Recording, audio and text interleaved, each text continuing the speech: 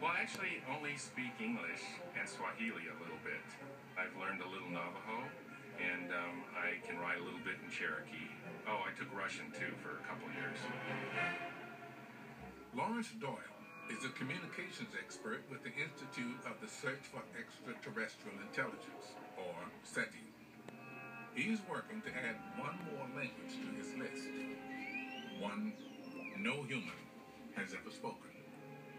Bottlenose dolphins are perfect. We know they're intelligent.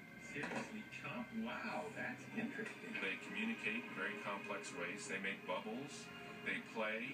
They have complex society. But we don't have any common reference system. We can't talk about movies. We can't talk about the most elementary things. Lawrence decided to see whether he could extract any meaning from dolphin speak. He and his colleagues recorded and studied hundreds of hours of dolphin chatter. Because they have this huge range over which they can communicate. When you look at the relationship of whistles, a structure starts to emerge that's not unlike syntax in human languages. But are these whistles and clicks an actual language? One that could be translated?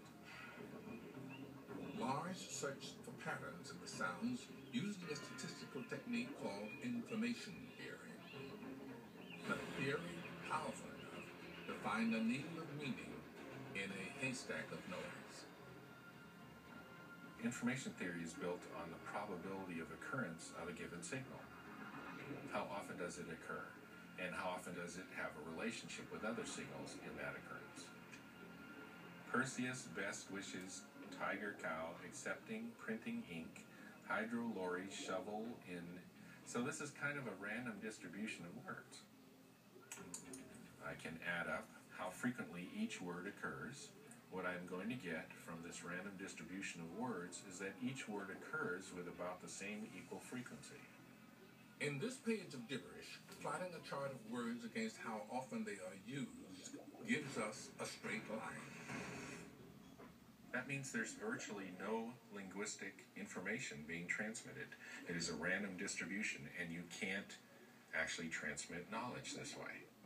A message with meaning and information shows an entirely different pattern. No one would have believed in the last years of the 19th century that this world is being watched keenly and closely by intelligences greater than man's, and yet as mortal as his own. According to Lawrence, all languages, be they human, dolphin, or alien, must have common and uncommon words. The most common words are ranked in descending order from left to right. Well, the most frequent word here is the. It'll appear here. The second most frequent word is probably of. When Lawrence plots this word chart from a message that is not gibberish, a pattern emerges. This is a plot of the frequency of occurrence, and this is the words in War of the Worlds. And we see that it has this 45-degree slope. So this is a way to tell if there's linguistic or knowledge content within a random page, even if you don't understand what the symbols mean.